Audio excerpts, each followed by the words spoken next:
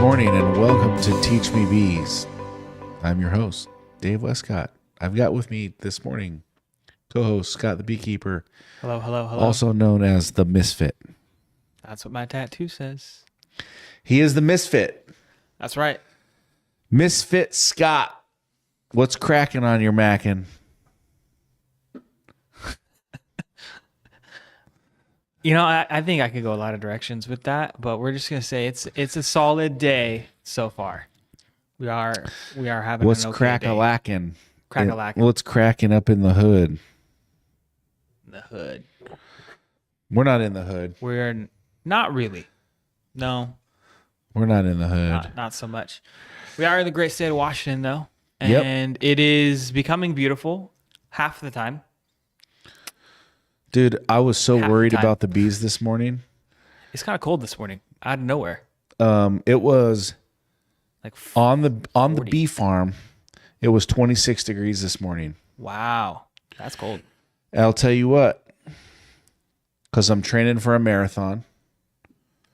So my workout starts at 5 o'clock in the morning. That's disgusting. You're up at 5, aren't you? I am, but I'm not running at 5. Okay. There is a difference. I'm getting a cup of coffee. I wasn't running either. I was doing 40 laps in the pool. I start with 40 laps in the pool. Okay. But here's the deal. I was up early because we have a new dog. And that new dog, Needs to go to the bathroom, huh? well, it didn't exactly wait. Oh, that's not awesome. That's not awesome. So I happened to be outside very early in the morning, and I was looking at the barn, and the shingles on the barn were bright white. Wow. And I was like, what the heck? And the entire barn was covered in frost. To be clear, it is a May. It's May. The entire barn was covered in frost, and I was like, oh no. And so then I checked the temps, Yeah. and it's below freezing. That's crazy. And so I'm like thinking about the bees, I start thinking about the bees, and I'm like, oh my gosh, what's going on with the bees? Are the bees, were they out flying yesterday? They were out pollinating, and now all of a sudden they're going to get cold. And what happens to all of the plants? Because everything that's beginning to bloom, is that going to shock it? Yeah. These late cold snaps that can play havoc on plants and blooming and all of that. Yep. So I'm like thinking to myself, okay, this is not good. As a beekeeper, as a professional beekeeping company, a freeze in May Even briefly, not great. is not good. I mean, it's cold. It was so cold. And then so I went, swam my laps, and then I went out to do my road work, if you will. And I see Paul's pulling into the office, and he's like, it's too cold. What are you doing out here? It's so cold. And I was like, yeah, it is cold. So, that's one of the things as beekeeper you got to really pay attention to. You got to really watch out for is the weather, right? Weather's huge. This thing is a killer. Like earlier this week, the days were, and if you're not in Western Washington with us, you may not have experienced this. Maybe you have in your area. I don't know. But it'd be about 50 degrees, and then it's beautiful. It's sunny. You start to see your bees out. And you're like, oh, that's great. And then 7 minutes later, it's cloudy and dumping. And you're like, oh, glad I didn't open up the bees to look at anything. One of the number one killers for those who might not know in the beehive is moisture. Yeah. Moisture, Especially where we're at. Moisture is a killer in the beehive. So interesting. I'm in Miami last week, and I'm coming back. I'm flying Delta, Miami, and I've got a layover in Utah, connection flight, and I'm in the airport. And you know how they've got those little convenience stores in the airport? Mm-hmm. Super marked up. Yeah, super marked up or whatever. But it's whatever, So I'm in, and I'm going through the stores, and I went to a couple of them because I was trying to find Madeline a little gift or something. And what I noticed was each one of the gift stores had a surplus of honey. Like they were actually selling honey. They were selling honeycomb. They were selling bee necklaces. They were selling bee stuffed animals. They were selling bee books. It seemed that every single one of the stores that I went into, and I didn't go into every single one in the airport, but the stores that I went into in the airport, they had bee merch. had a huge focus on beehives. Yeah. And bees and honey. And I'm just wondering, is Utah known as a big bee capital? I'm not sure. It doesn't ring a bell as one of the more predominant bee states. I know the Dakotas, definitely. Florida's a big one. I mean, it really seems like, but I have a feeling there's a big presence of bees. And we can look this up and get some more information here. But I have a feeling Is Utah, some of that is like for the kids in the airport. You get the bee stuffed animal or a bee book to like keep them busy on the flight. But then honey, like the idea of getting honey from another location is kind of cool. Okay, so listen. What'd you find out? Here's the deal. I'm on Dr. Google right now, and I'll tell you that what I've learned about traveling is that because I travel all the time. Yep, you're a traveler. This summer, I will travel 50 days for work, and I will tell you that by the time my daughter was 1 year old, she'd been to 38 states. That's kind of crazy. So we do a lot of traveling for work. I'm not traveling. You're not just having. I'm fun not just everywhere. living the life, right? I'm working hard. But here's what I found. Every time you go to an airport, the airport theme, what is sold in these stores is typically the most popular tourist attractions and parts of that city. Like if you go to Boston, you're going to have the little candy lobsters. You're going to have lobster stuffed animals. You're going to have a lot. Stuff. Like every airport really is focused on what that local that state factor is known for. Yeah. Okay. That's the big thing. And so knowing that, I was thinking, what is this bees with Utah? And I'm just going to read a little bit to you here about what we know about Utah. Utah is known as the Beehive State, and representations of beehives are found all over different Utah signs, monuments, and buildings. Oh, that's cool. Beehive sculptures are the Utah state capital. Utah is the leading producer of honey, with thousands of pounds produced in the state every single year. Few people know the real reason Utah is called the Beehive State. And it's due to its honey production. Again, it's the leading producer of honey. Very interesting. In fact, the honeybee is even the state's official insect. However, the real reason Utah is called the Beehive State is a little more complicated. The beehive is a symbol used by several religions and has particular roots in the state's dominant religion, the Church of Jesus Christ of Latter-day Saints. After pioneers entered the Salt Lake City Valley in the 1840s, Brigham Young, president of the church at the time, wanted to name the new territory Desert. This word means honeybee in the Book of Mormon and a scripture of the Church of the Jesus Christ of Latter-day Saints. Bees also symbolize hard work, industry, and community. They must work together to thrive, and that's exactly what the pioneers had to do when entering the Salt Lake Valley in the 1800s. However, when Utah became an official state in 1896, Congress favored the name Utah after the Ute tribe. Despite being called Utah, the beehive continued to play an important part of the state and was placed on the state flag. It is the official emblem of the state. In 1959, the beehive became the official symbol of Utah.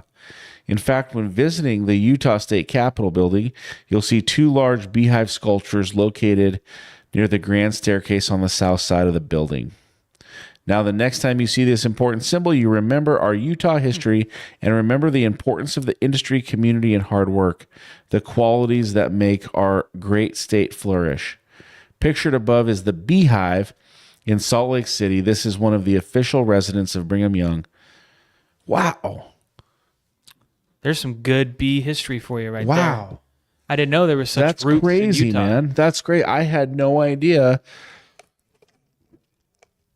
Here's what surprises me. This is it. Hive loss is such a big deal. Yeah.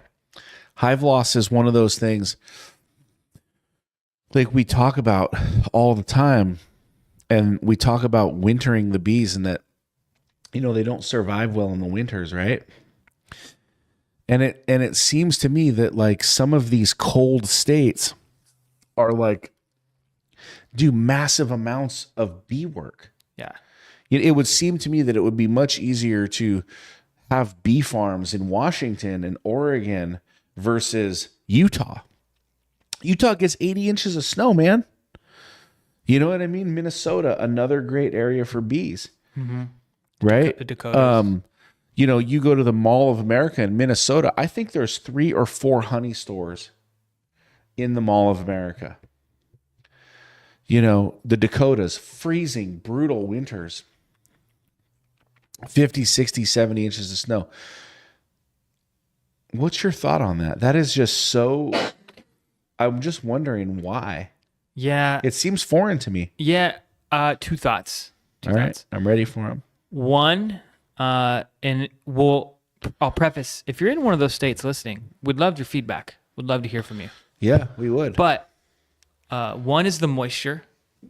Like moisture in Washington and Oregon is far more significant than Utah or some other places. It's more of a dry winter. Like they'll get snow, but they're not getting a lot of the humidity and the rain. Like for us this last winter, it actually didn't get super cold. There was a couple weeks that were really cold, and one snowstorm that was really, really cold. But a lot of it was moisture. It was a lot of rain, and then a lot of, in the 30s to 40s.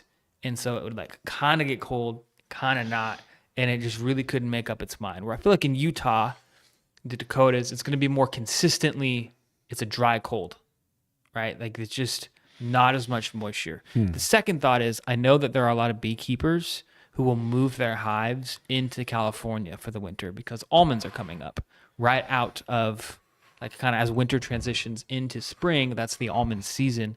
So I know that there are some who You think they're who moving move them ahead from of time. Utah? Some, I mean, I know our interview with the honey company a little while back, they had their hives and they overwintered them there in Utah.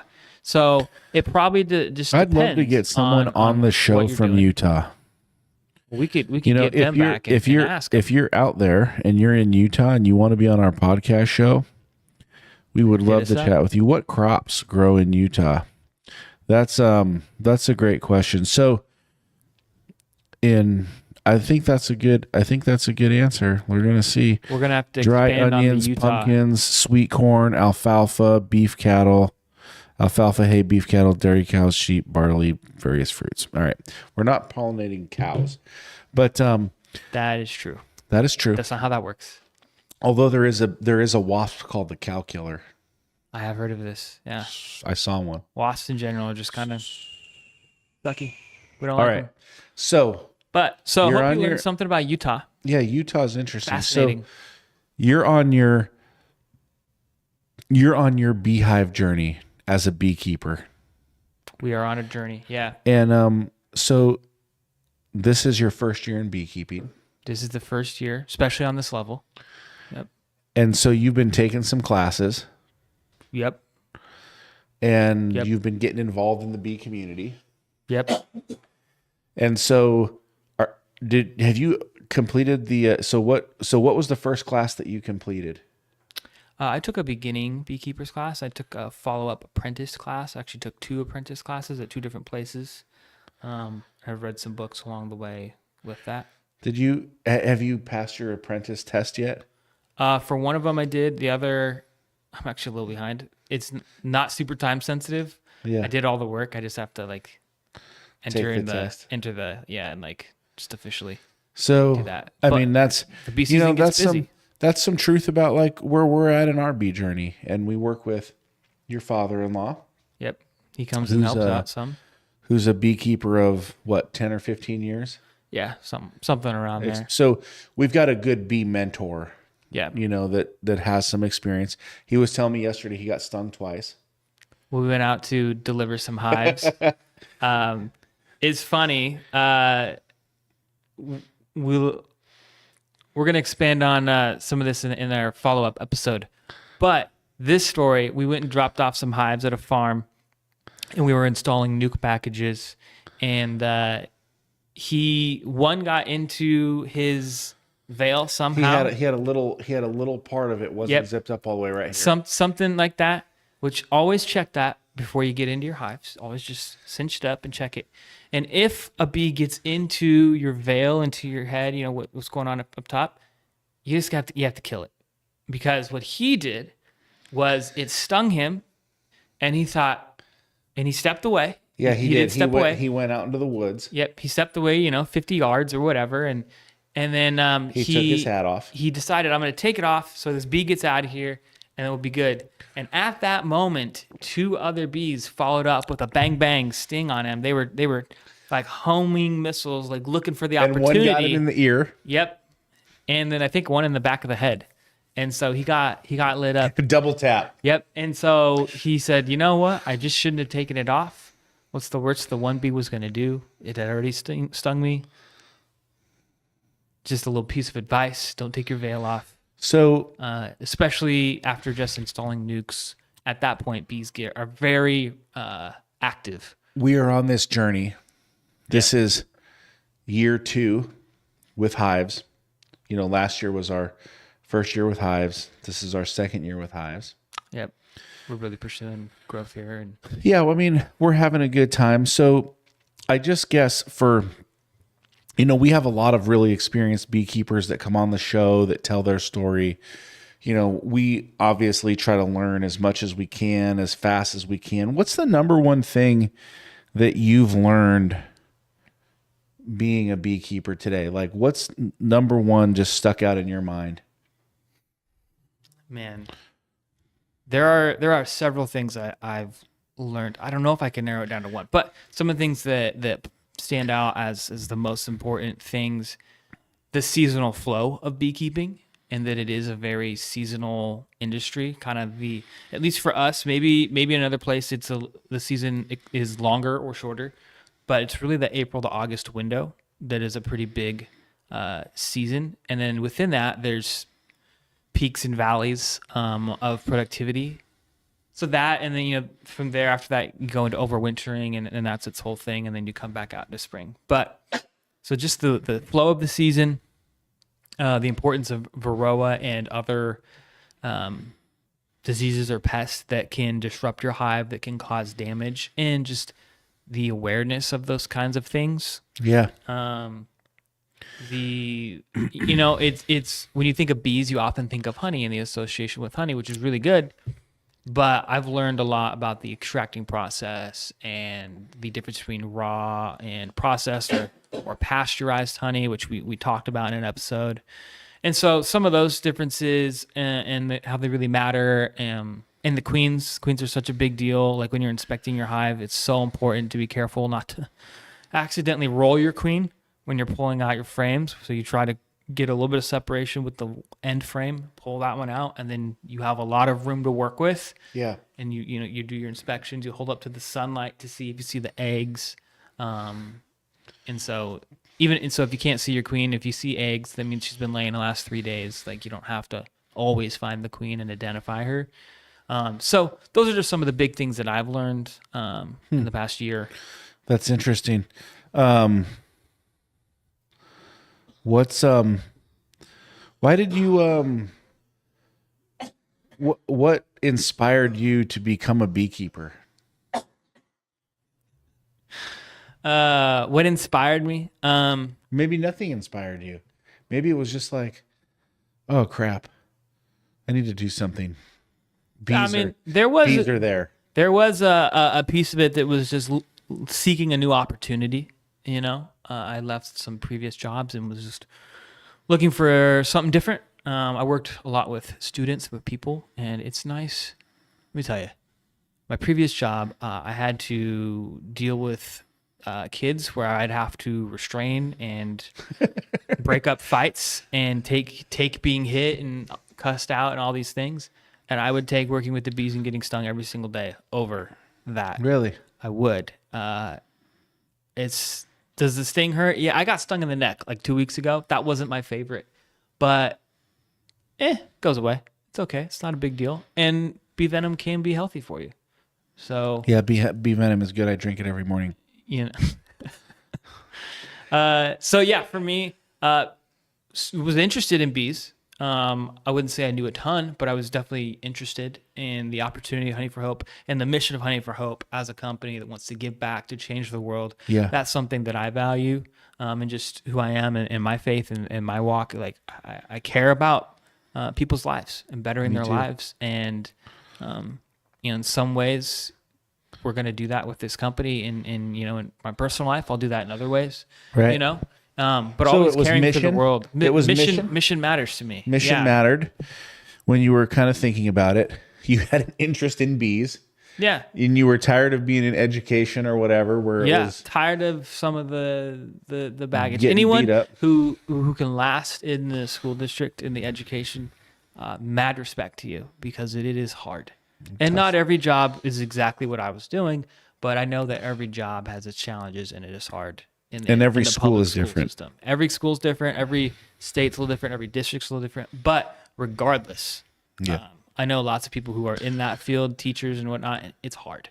It's very So hard. you got into bees, and before we decided that we were working together, before we put that together, you actually did some research on your own. Yeah. You read some books. Started reading books, kind of formulating what would it look like to actually make this a business, and what are the things we could do with that.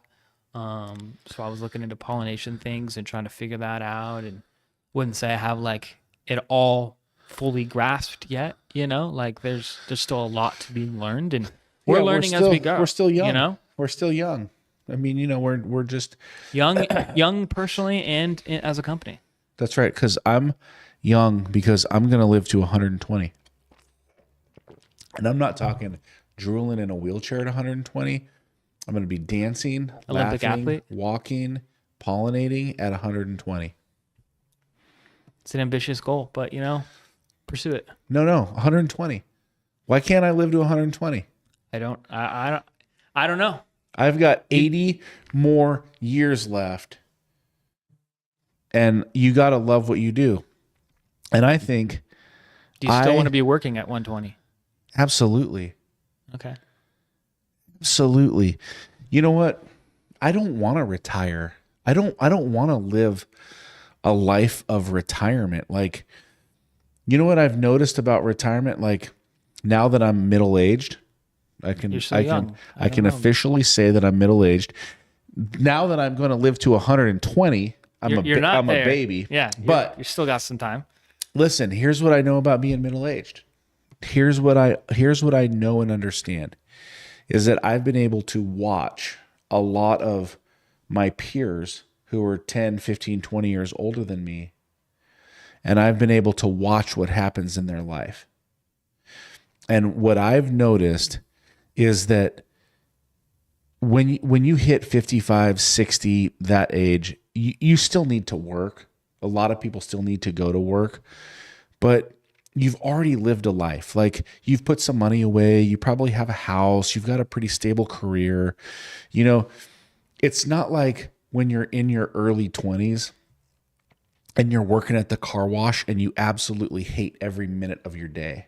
Or, that's not fun. You're working at the local burrito stand because it's the first job out of your career and every minute of it sucks, right? So, you've found something that you like. And so when you go to work, it's not like you're going to work because you have to have this wage you need the money, but you need to pay your bills and that sort of thing. But you're doing it because it gives you purpose, because it gives you love. And a big reflection for me is do something that you love and do something where the mission is more important. And sometimes, business is really hard, right? So like as an entrepreneur, as someone who has this bee business, like I can get so nervous about, oh my gosh, did we get that pollination contract? Did our bees get over there? Oh my goodness, are we going to get the check? Where are we going to land our hives? But I need to always stay focused on, one, I trust God first. So that's my mission. And then two, what's the most important thing to me? And one of the things that I like to ask people is I say, because people say, oh man, I know so much about you. I know you, Dave, whatever. That I like to say, hey, if you know me, then tell me about me. What do you think the most important thing to me in my life is? And they'll say, sometimes people will say, oh, making money. And then sometimes people will say, oh, your family. And I say, those are good answers, but that means you don't really know me. Because if you know me, I'm imperfect. I might cuss a little too much from time to time. I might, I don't know. That's my only vice in this world. But at the end of the day, we all got to have one, But at the end of the day, like, I love God. I love the Lord. I love doing what I'm doing. But you know what my mission is? My mission is change the world. Yeah. That's what I really care about. Like, I'm going to die. And when I die at 120-ish, because I want to get to 120 while I'm still dancing, laughing, pollinating, and having a good time. Then here's the deal. So maybe like 122, 123, I'll kick it. Who knows? There's something in there. Well, but no, I have no idea. So, but minimum, I'm gonna live to 120. Okay, that's my thing. And so, that means that like when I die, this building that we're in, I don't get to take it with me. No. This camera that we're shooting this show on, I don't get to take it with me. And the most important thing is, if you and I were friends and you didn't know God, and then I was friends and I was like, oh man, Scott, you're my best friend. I love hanging out with you, man. You're so awesome. And all that time went by and then you died. And then I died. And let's say I went to heaven and you went to hell. We got totally religious on the bee show. That's okay. Remember, it's Teach Me Bees and other cool stuff. Don't forget. So, and if we could talk to one another, you might say to me, Dave, if we were really friends, why didn't you share God with me? Yeah. And I would say, I was afraid to, or I was nervous, or I didn't know how you would take it, And so I think like the number one most important thing to me with Honey for Hope, with bees, is change the world. And we get to do that through pollinating. We get to do that through being good to the environment. We get to do that with being good stewards of the land. We get to do that honey sales by doing these things. And then we get to take the profit that we make from the honey and the bees and all that, and we get to give it to charity. And that's my number one reason. So if you know me, then you'll know that the number one most important thing to me is change the world. And that's through supporting and giving to Christian and noble causes that are helping to change the world and impact us globally. And that's the mission for Honey for Hope. Yeah. That's the number one most important thing to me. Yes, I want to make money. Yes, I want to be successful. Yes, I don't want my bees to die. Yes, I don't want them to get varroa mites. But at the end of the day, I want to change the world. So we got to bring this in for a landing. We're at time here. But what I'll say is, as we close the show, is if you're looking to be a part of an organization, if you buy honey, if you like honey, if you're invested in honey, listen, reach out to Honey for Hope, buy from us, because we're about changing the world. So if you want to change the world, change it with us. Any final thoughts? No, love what you said. Not every company has a mission, or if their mission is profitability, that's just the world that we live in. And our mission, although we care about that, we also care about people and how can we better their life and change their life. And so that's the whole purpose. So join us in our mission. Join us as we expand our company, as we sell our honey. As maybe you're out there listening and you want to do some kind of pollination service, and we would love to work with you in that. Or you want to buy from us, or you want to just learn some of the beekeeping things that we've learned, and we're willing to pass those things along. And as we learn, we hope you learn. And this podcast is a part of that. And so, yeah, stay connected to what we're doing and follow along and support our work so we can support other work. Yeah. All right. Awesome. Great tips. Great show. I'm Dave Westcott. This is Scott the Beekeeper. Every Thursday, we are here. That's right. Talking about Teach Me Bees and other cool stuff. Follow me on LinkedIn, Facebook, Instagram, YouTube, anywhere we're at social. We're hanging out. If you like it, give it a like, give it a share, drop your comments in the comment box. We love hanging out. Have a great day.